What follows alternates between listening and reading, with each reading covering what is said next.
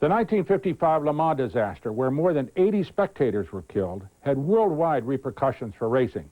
And by 1957, the Indianapolis Motor Speedway had responded by creating a better protected pit area, and the main straight had been totally paved, save for a yard of bricks at the start-finish line. All 33 cars in the race were now roadster style, with 32 of them powered by 255 cubic inch, normally aspirated, Offenhauser-designed Meyer-Drake four-cylinder engines.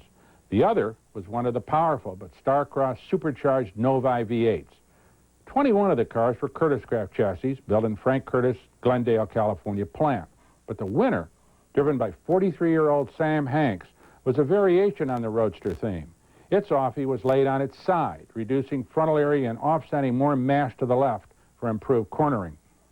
After an early race duel with Paul Russo in the Novi, as well as pole sitter Pat O'Connor and 1952 winner Troy Ruttman, Hanks took command and was essentially unthreatened in what was a convincing win.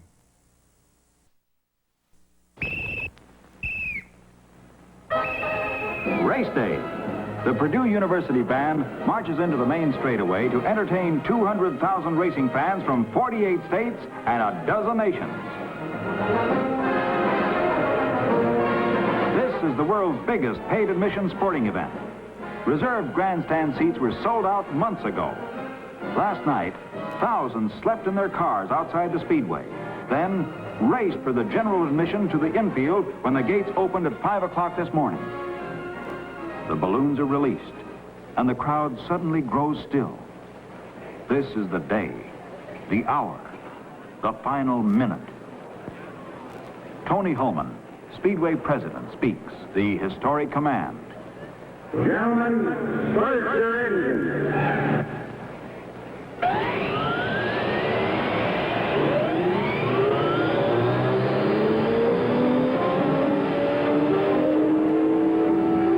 Pat O'Connor, pole position winner, ready to lead them out. The Mercury pace car swings onto the track. The pace lap begins. In a new type start, all cars leave their pits single file and form into rows on the track. Into the first turn, the Mercury pace car picks up speed in the short straightaway leading to the second turn. The pace car tradition started here 33 years ago when Henry Ford served as starter for the 1924 race. The parade swings up the long backstretch. The next time these cars come through here, they'll be traveling better than 175 miles an hour. Of the 33 cars in the starting lineup, 18 are new machines in competition for the first time. Through the third turn, the tension growing, 5 drivers are in their first Indianapolis race. Here they come, the fourth turn, and the field enters the main straightaway. They'll hit the starting line at better than 120 miles an hour.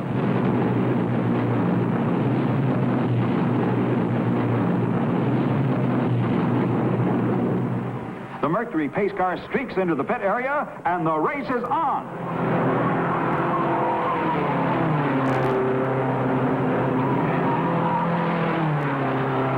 Pat O'Connor's number 12 roars away from the pole position to the lead. The field settles into the groove in the first turn. The second turn, O'Connor full throttle. Up the backstretch. O'Connor moving away. The third turn, Fred Agavazian challenging, and as they move into the fourth turn, Troy Ruttman blasts his way into third place. Jimmy Bryan's pit crew count off the leaders at the end of lap 1. The national champion is 7th. O'Connor is turning corners at 136 miles an hour. Heading for the backstretch, Agavazian eases off as Ruttman sends A.J. Watson's machine screaming into second place. Ruttman is coming fast.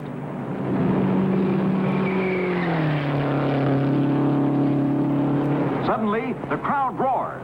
Paul Russo has sent the Novi screaming through the field. As Ruttman takes the lead, the Novi Special comes up to 4th. Sam Hanks is 5th. Ruttman tries to increase his lead, but on the backstretch, the V8 supercharged Novi edges closer. Through the turns, the big Novi must hold position, but on the straightaway, it travels 180 miles an hour and takes second place.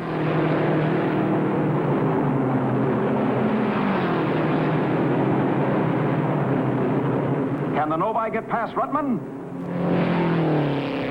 Hank's little yellow car is fourth behind O'Connor and fights him down the backstretch. Russo goes screaming into the main straightaway, alone. Where's Ruttman? Ruttman heading into the pits.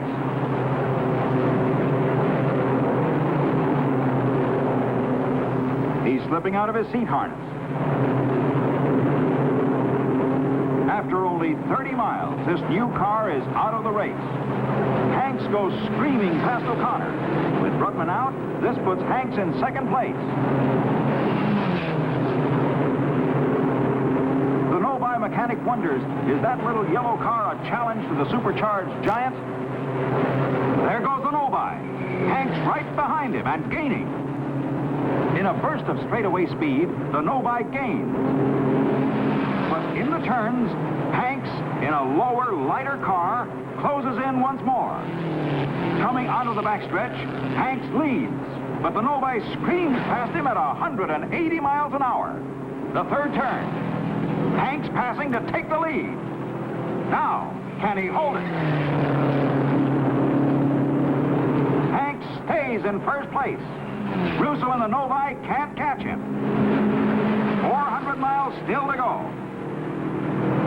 Cutting through the field from 32nd starting position, Jim Rathman in number 26. His move almost lost in the excitement of the duel for the lead.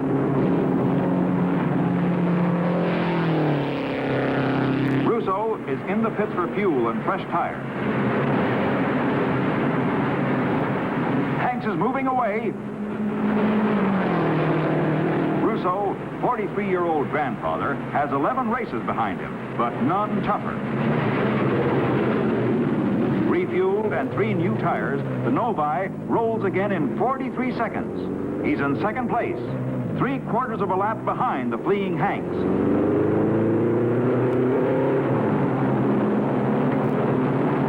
Rathman pits. The chiropractic special is a new car, the lightest on the track and one of the fastest through the corners.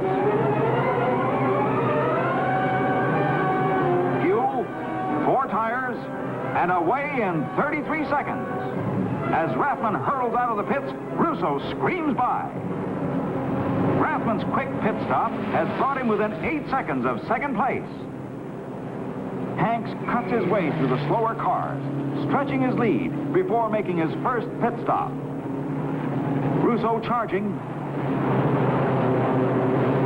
Right behind him, Rathman closing in. Hanks heading for the pits. He's covered the first 100 miles in 43 minutes, a new record. His average speed better than 141 miles an hour. But Hanks doesn't know it. His crew has not been flashing his speed. His instrument panel is disconnected. It's up to Hanks and the experience of more than 4,000 miles in competition on this track.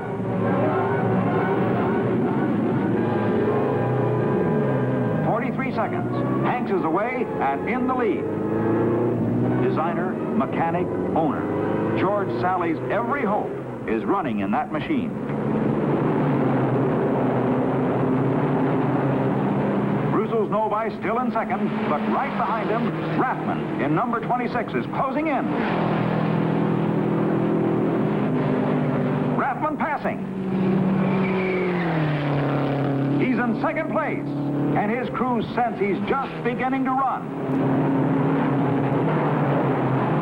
Rathman's chiropractic special roars away after Hanks. Hanks' crew warned the front runner, Rathman is gaining. 2 cars spin. Al Keller in number 16 spins into the wall. Johnny Thompson misses a head-on crash by inches after turning a complete loop in the infield. Keller's not injured, but the field is slowed until the track is cleared.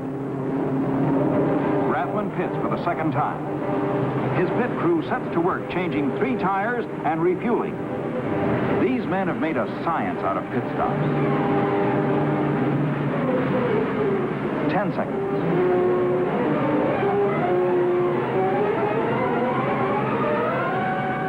20 seconds.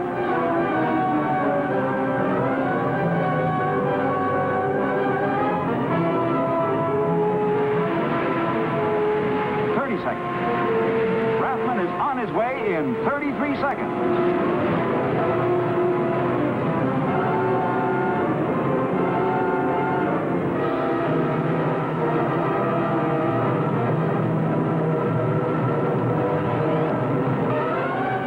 Is in for his second pit stop, with Rathman less than a half a lap behind.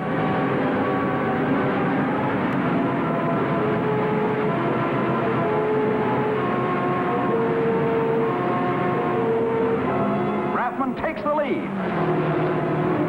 Hanks is on his way in second place, less than 10 seconds behind, and a job to do to catch the fastest man in the race. Rathman has turned one lap at 143.4 miles an hour. Hanks is getting traction like a mail train coming through the corners.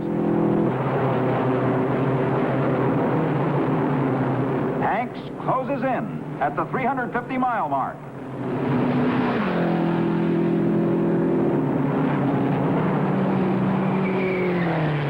Coming through the second turn, he's moving up the pass. Hanks takes back the lead. That new design works.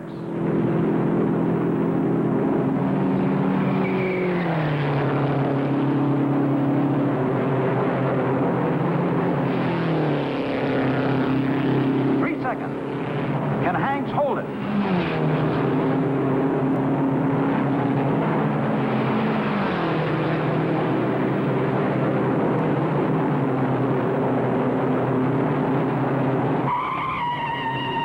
Oh, Don Edmonds spins out.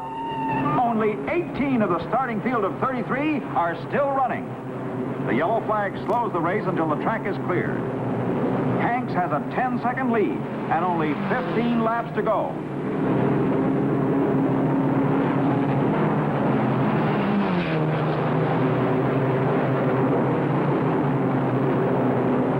The track is cleared for high speed, but Rathman's crew tell him to take it easy.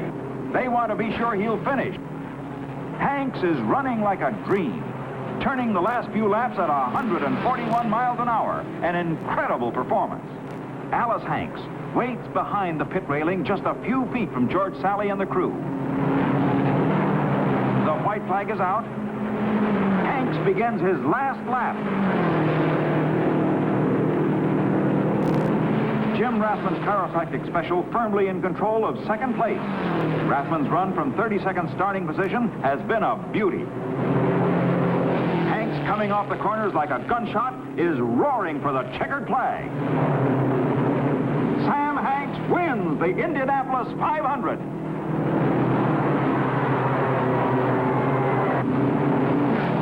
Seconds later, Rathman takes the checker. And one lap behind, Jimmy Bryan, national champion, places third. 1 minute ahead of Paul Russo's no-by, running fourth. Here he comes, the 42-year-old winner of the 41st Indianapolis 500. And there isn't a man along the pit wall that isn't happy for him. His average speed for 500 miles was better than 135 miles an hour. 5 miles an hour faster than the old record. There are tears in his eyes as Hanks wheels into victory lane, where his wife, his pit crew, and George Sally wait for him.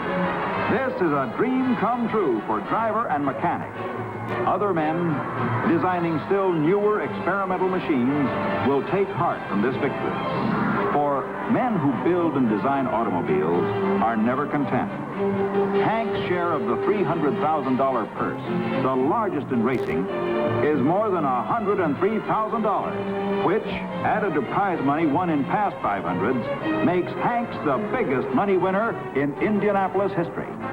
With this victory, Hanks announced his retirement from speedway competition. His experimental car proved it could go the distance against top challengers. Sam Hanks, his crew, his car, have earned their place in Victory Circle.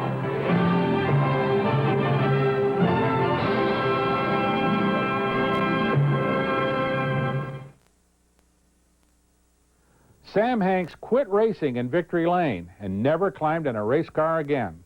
Fortunately, it was a safe race during an exceedingly dangerous period in worldwide motor racing, although unmentioned in the film is the fact that Pikes Peak veteran Keith Andrews had been killed during a practice run earlier in the month.